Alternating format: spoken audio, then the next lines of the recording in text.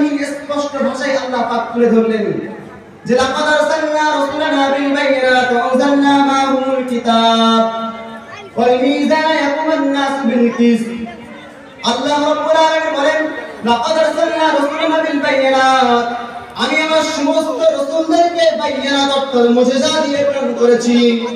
ওয়া আনজালনা মা'হুমুল কিতাব, আর সমস্ত পয়গম্বরদেরকে আসমানি কিতাব দিয়ে দুনিয়ার জমিনে নাযিল করলাম। আর সেই আসমানি কিতাবের ধারাবাহিকতা হলো তাওরাত, জবুর, ইনজিল আর আখিরি গ্রন্থ আল কোরআনুল কারীম। আর নবীর প্রেরণের ধারাবাহিকতা হলো আদম আলাইহিস সালাতু ওয়াস সালাম থেকে নিয়ে নবী মুহাম্মদ সাল্লাল্লাহু আলাইহি ওয়াসাল্লাম পর্যন্ত।